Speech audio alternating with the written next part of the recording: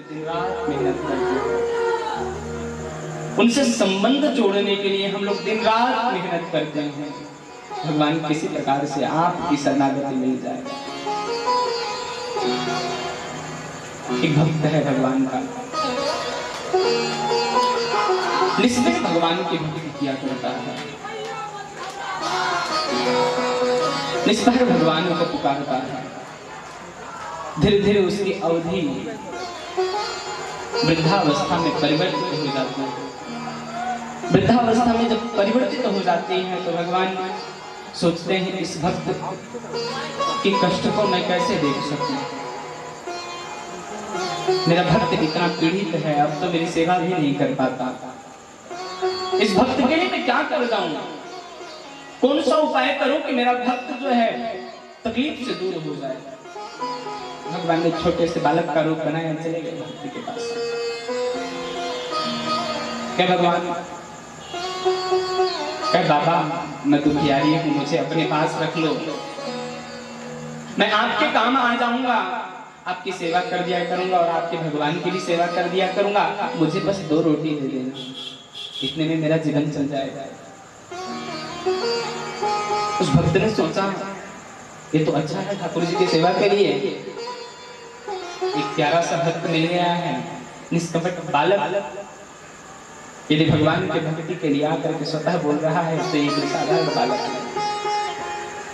बालक को रख लिया। बालक ने उन संत को, उस भक्त को अपना गुरु मान लिया। रोज रोज भक्त की सेवा करता, भगवान की भी सेवा करता।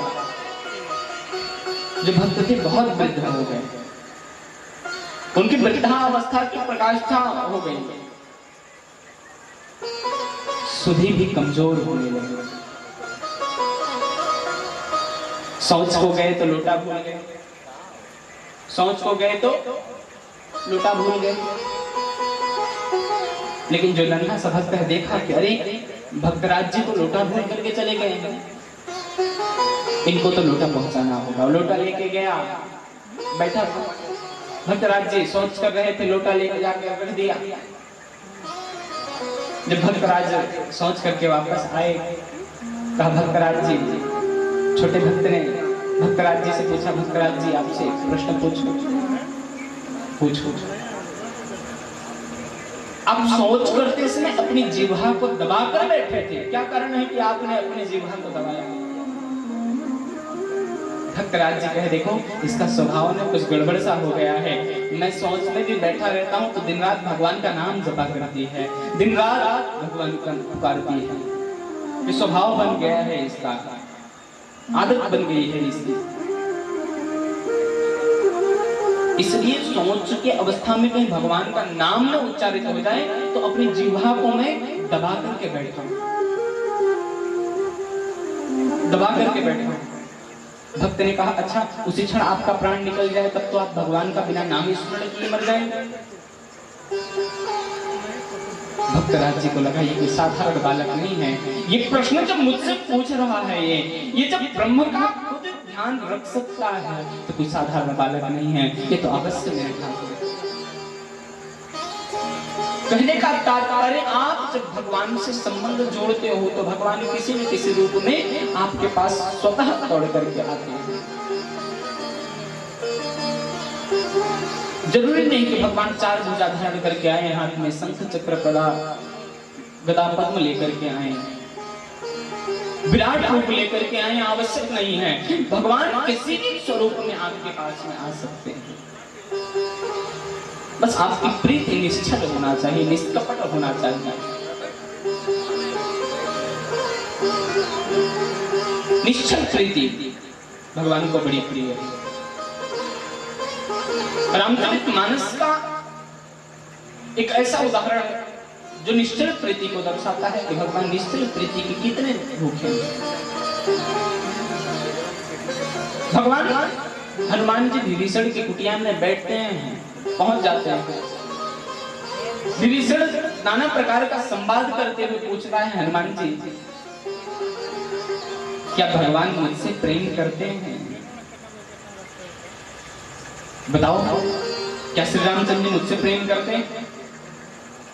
हनुमान जी ने तुरंत कहा नहीं, भगवान बिल्कुल तुमसे प्रेम नहीं करते विभीषण।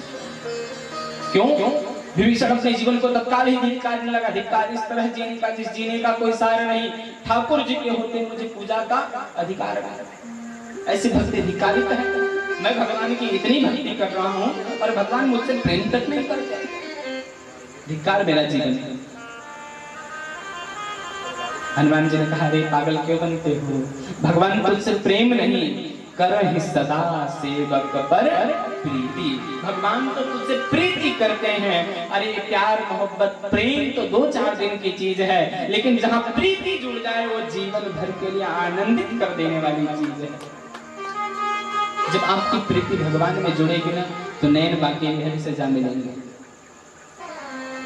हम लोग जब वृंदावन बांके बिहारी में जाते हैं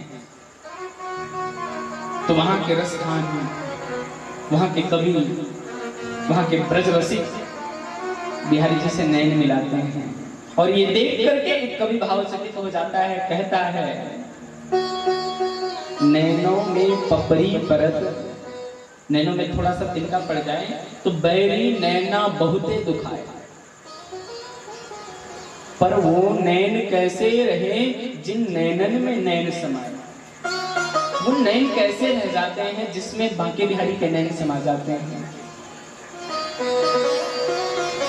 प्रीति, अनन्य प्रीति भगवान के प्रति आपकी होनी चाहिए। यदि आप भगवान से संबंध जोड़ना चाहते हो तो कुछ इस तरह से जोड़ो कि जीवन के समस्त चिंताएं, विघ्न बाधाएं भगवान के सिर चरणों में समर्पित हो। जिसने भी जोड़ा, ध्रुव जी ने जोड़ा, ध्रुव जी की भक्ति किस प्रकार से हम लोगों के सामने आई है। 5 वर्ष का बालक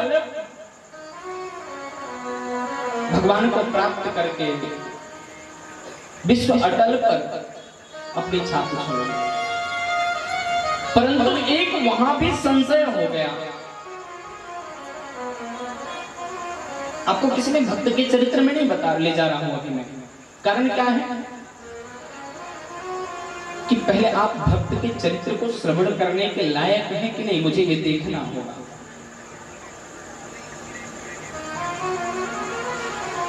उन स्मृतियों में प्रवेश करने के लायक है कि नहीं। आपकी बौद्धिक शक्ति, आपका विवेक आपको कहां तक लेकर के जाता है।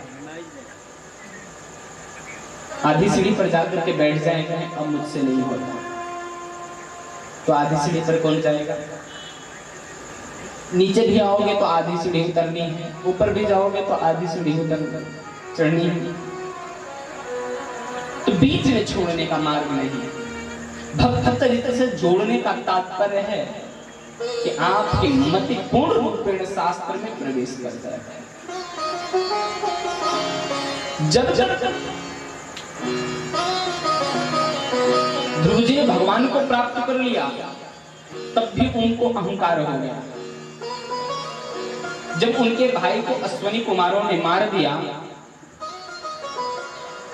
ध्रुव जी क्रोधित होकर के गए अश्वनी कुमारों से युद्ध करने लगे। तो बताइए, जो भगवान को प्राप्त कर लिया है उसका भी क्रोध नहीं गया है। क्यों? क्योंकि सत्संगति प्राप्त नहीं किया है, सत्संग प्राप्त नहीं किया। जिस सत्संग को प्राप्त कर लिया तो काम क्रोध मोह मद मत्सर ईर्ष्या द्वेष सब पर नियंत्रण पा गया, सबको समझ पाए। कम से कम ध्रुव जी को नारद जी ने सत्संग दिया, तब ध्रुव जी को कहीं विषय विरक्ति से परे आध्यात्म का ज्ञान हुआ, कहीं भगवान की भक्ति का तात्पर्य समझ में आया। और जैसे ही ज्ञान की भक्ति का तात्पर्य समझ में आया, राजसत्ता को त्याग करके चल दिया।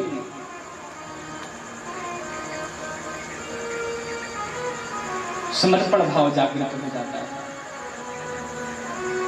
छीनने का नहीं, लूटने का नहीं। आपको कोई ठग दे, जल जाओ, कोई बात बात नहीं, क्या ठगा, संसार का था, संसार में ले गया। ज्यादा उसके पीछे भागो मत, ठग लिया तो ठग लिया,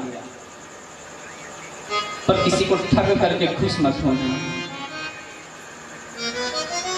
आपने तो यहाँ 2 रुपए ठगा है, लेकिन आपको 4 रुपए का हिसाब चुकाना पड़ेगा।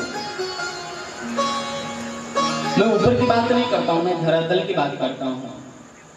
इस समय का इस परिवेश में हूं मैं, इसलिए धरातल की बात करूंगा। शास्त्र तो हमारे द्वापर जन्म की बात करते हैं, पुनर्जन्म की बात करते हैं, लेकिन मैं तत्काल प्रमाण दूंगा इसका।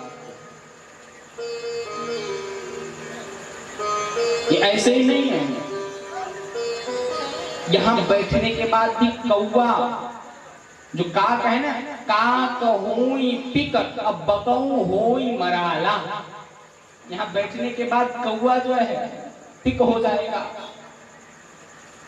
अब बकुला हंस की श्रेणी में चला आएगा। इतनी सत्संग की महिमा है। पतित से पतित व्यक्ति भी यदि सत्संग में पहुंच जाएगा तो उसका कारण निश्चित होता है, कर जाता है।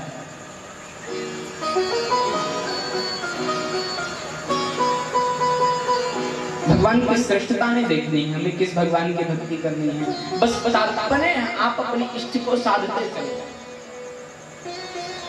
आप अपने इष्ट को जितना तत्परता से साधोगे उतना ही आनंद आपको आता चला जाएगा। वो इष्ट कोई भी हो सकता है।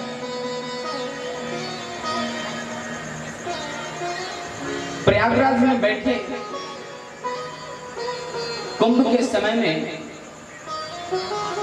भरद्वाज ऋषि के आश्रम में यज्ञवाले जी पधारे थे। उन्होंने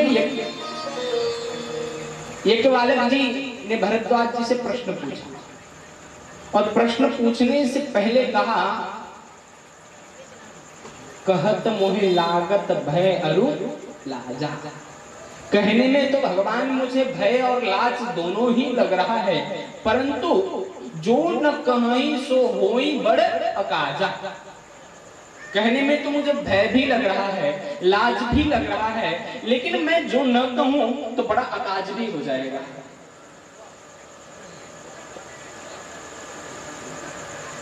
ऐसा कौन सा बात है भैया जो भय भी लग रहा है और न कहने पर अकाज भी हो जाएगा, बहुत बड़ा अकाज हो जाएगा।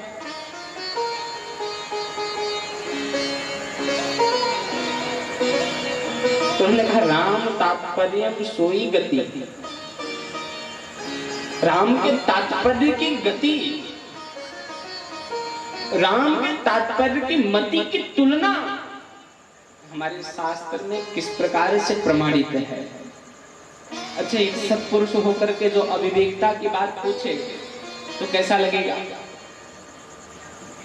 तुरंत भरद्वाज जी समझ गए, इनको तो राम कथा सुननी है। पूछा राम की महिमा को, और भरद्वाज जी सुनाने लगे शिव जी की महिमा। तुरंत शिव जी की महिमा।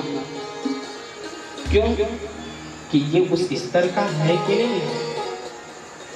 मैं पहले शिव कथा से प्रवेश कराता हूं कि राम कथा के सुनने के लायक है कि नहीं है।